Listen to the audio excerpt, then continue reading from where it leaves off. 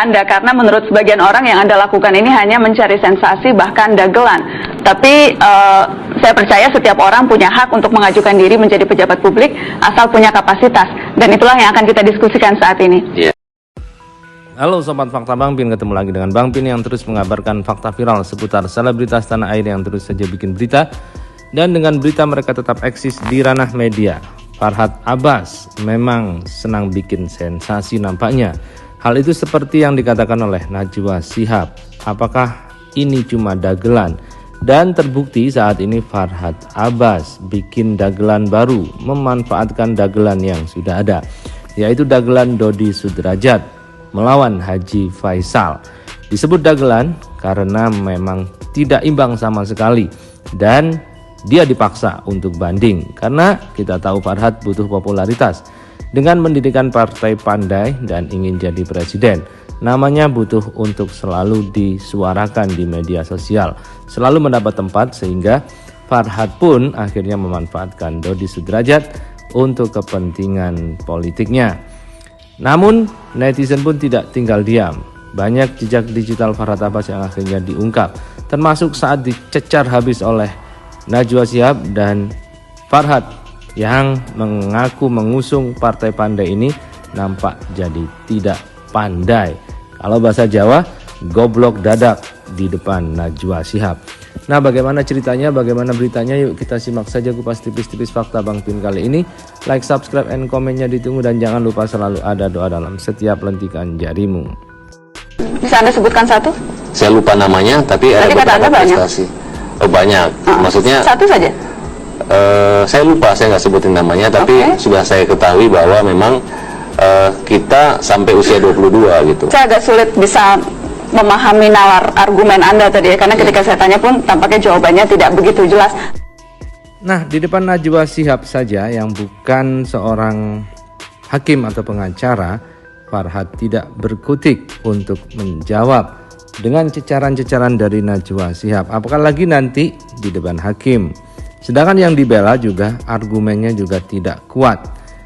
Banyak sekali kelemahan-kelemahan dari Dodi Sudrajat. Karena itulah Farhad kini menyerang kelemahan-kelemahan Dodi, kelemahan-kelemahan Haji Faisal, karena tidak menemukan mungkin kebaikan-kebaikan di kubu Dodi. Dengan harapan Farhad Abbas bisa menumbangkan dan memberikan perang psikologi lebih dulu sebelum nanti akhirnya sidang banding di pengadilan.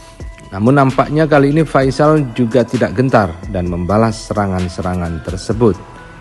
Dan berikut ini kita simak saja bagaimana Najwa Shihab mencecar Farhad Abbas. Tapi saya sempat baca Anda mengatakan semuanya akan gratis, begitu? Gratis apanya maksudnya? Saya sempat baca Anda bilang sekolah akan gratis, kemudian semuanya akan gratis. Saya mengatakan di Twitter bahwa yang pintar gratis. Oh, jadi tidak semuanya gratis. Ya, yang bodoh bayar gitu. Kalau dulu kan yang pintar masuk di negeri, yang bodoh masuk di swasta. Nah, tapi sejalan perkembangan swasta memperkuat gitu, sehingga terbalik. Karena yang gratis ini orang nggak serius. Jadi tidak semuanya gratis ya? Tidak semua gratis, tapi kalau yang berprestasi jangan. Kira-kira kalau Anda sekolah waktu itu Anda termasuk yang gratis apa yang bayar? Saya bayar. Hahaha, luar biasa Najwa Shihab jika membolak-balik perkataan orang untuk menjebak.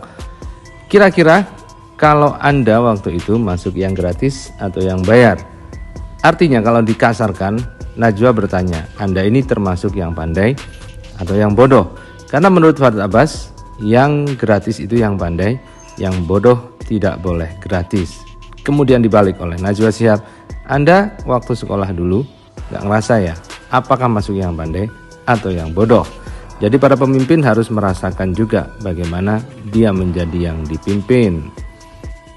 Nah, simak sendiri bagaimana Najwa Shihab mencecar Farhad Abbas dan Farhad Abbas tidak berkutik, serta juga dibongkar track recordnya sebagai pengacara dari gembong narkoba dan juga koruptor. Benar, sejahtera dan bisa adil. Itu yang utama. Tadi saya kritik kalau hanya mengajukan diri menjadi pejabat publik asal punya kapasitas, dan itulah yang akan kita diskusikan saat ini. Iya. Mas Farhad, buat Anda apapun jabatannya yang penting berkuasa, apakah memang seperti itu? Berkuasa yang penting amanah, kemudian benar, sejahtera dan bisa adil. Itu yang utama. Tadi saya kritik kalau hanya dikatakan saya sensasi, prestasi sebagai seorang pengacara yang menyelamatkan 4 terpidana mati, 3 Australia dan 1 Indonesia, menurut saya itu sudah puncak karir dan tidak hanya sekedar sensasi. Oke, jadi Anda merasa itu prestasi seorang pengacara ketika Kalau untuk berhasil membebaskan gembong narkoba dari itu, ancaman hukuman mati? Di mata saya bukan hanya keberhasilan seorang pengacara, tapi keberhasilan bangsa, terutama masalah penghargaan hak asasi manusia. Bangsa ya? Agak berat tuh kalau bawa-bawa bangsa. Oh, iya, karena Anda sudah membuka soal pengacara, saya ingin diskusi soal track record Anda menjadi pengacara. Belum lama ini Anda dilaporkan ke polisi nih, karena dianggap calo perkara. Sebenarnya begini, ini kan menyangkut puas tidak puasnya klien kita. Ya.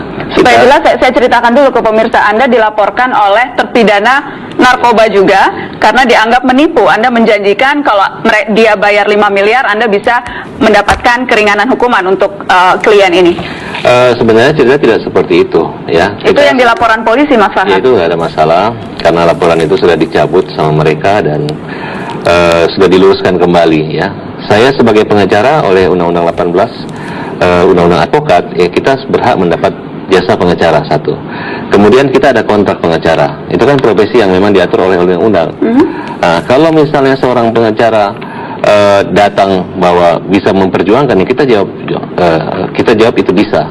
Anda menjanjikan akan kita bisa tidak pernah meringankan menjanjikan, hukuman? karena memang secara kode etik tidak boleh menjanjikan.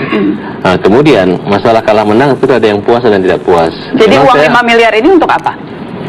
Anda betul terima uang 5 miliar? Saya tidak terima uang 5 miliar, tapi ada jasa kontrak, ya, yang dimana saya menangani beberapa perkara. Nah, kemudian di sini hanya masalah miscommunication aja, mungkin rasa tidak puas. Karena kemudian Anda dinilai jadi calo nih, kok bisa-bisanya seorang pengacara menjadi calo? Oh, enggak seperti itu. Bayar saya 5 miliar, nanti hukumannya menjadi lebih Oh, ringan. tidak seperti itu, karena Itu track record Anda jadi seperti itu nih yang terkenalnya nih. Oh, enggak, itu kan hanya image dan opini yang membentuk seperti itu, tapi menurut saya tidak. Saya ingin tanya, Anda jadi selain mengatakan berulang kali ingin menjadi calon presiden, Anda juga sempat ingin menjadi Bupati Kolaka. Iya. Itu masih jalan dengan niat itu? Iya, saya sampai sekarang tetap maju, ya, mendaftar sebagai calon Bupati Kolaka. Jadi Anda maunya jadi bupati, Anda sekarang juga masih terdaftar jadi caleg Partai Demokrat ya? Iya. Jadi jadi bupati juga mau, caleg juga mau, sekarang ngomong-ngomong jadi capres, pokoknya yang penting punya kekuasaan. Ini kan menyangkut amanah rakyat, ini kan proses gitu, kita tidak bisa memilih, artinya ini merupakan jenjang tingkatan. Maksudnya tidak bisa memilih? Tidak bisa dikatakan kita rakus jabatan. Toh saya sekarang berprofesi sebagai pengacara. Ini kan tahapnya kan awalnya kan bulan Oktober ini untuk pemilihan Bupati Kolaka. April. Oh, jadi kalau tidak jadi bupati minimal ada caleg lah. Oh, enggak. Jadi ini lebih sebagai jangkar saja begitu ya? Ya prosesnya tidak bersamaan. Kalau bersamaan pasti saya memilih. Dan yang Anda pilih akan? Ya pasti ketentuannya apabila saya terpilih menjadi bupati di Kolaka, ya berarti kan. Jadi lihat nanti kalau memang udah dapat kekuasaan, yang lain nggak usah dikejar. Ya tidak perlu, yang penting Tidak sama perlu, ya? saja. Mungkin dari Kolaka menuju istana, mungkin lompat DPR-nya nanti. Langsung ke istana ya? Insya Allah. Rekam jejak Anda selain yang tadi berhasil membebaskan gerbong narkoba, apalagi nih? Rekam jejak apa yang sudah Anda lakukan untuk negeri ini? Di samping kalau untuk lawyer pengacara ya ada beberapa prestasi, tapi saya nggak akan sebutkan karena memang kode etik saya tidak boleh membanggakan itu, kecuali yang menyangkut yang narkoba karena sudah menjadi rahasia umum. Dan sudah bangga sekali tuh yang membebaskan narkoba. Ya bukan bangga, saya bersyukur karena itu kan bukan hanya bisikan pengacara tapi bisikan Tuhan. Oke. Kemudian saya punya prestasi ya di bidang sesuai tagline saya, itu majukan seni budaya bangsa. Nah, saya coba menghimpun bagaimana generasi muda bisa mengambil satu peran ya. Nah, contoh misalnya saya masih muda, usia 37 tahun, kemudian bisa ikut calon presiden, saya mengajak Indonesia bisa berbudaya satu jujur, majukan seni budaya bangsa.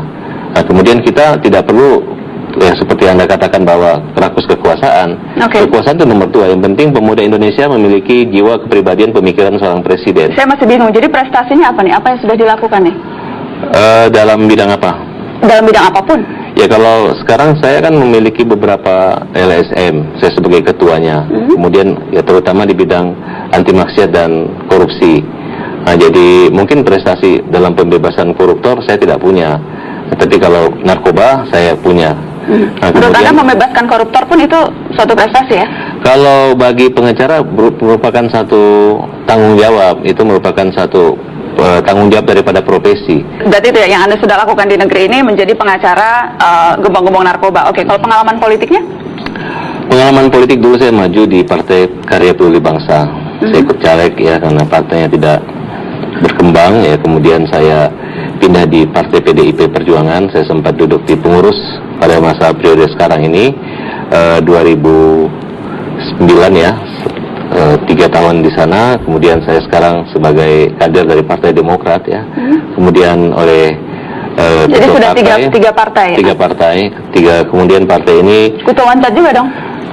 bukan menyangkut kutu loncat ya, karena saya belum pernah berhutang budi pada partai-partai dan belum pernah punya komitmen apa-apa ya. Mungkin karena ada Apa kemudian yang beberapa hendak mengundang Anda karena menurut sebagian orang yang Anda lakukan ini hanya mencari sensasi bahkan dagelan.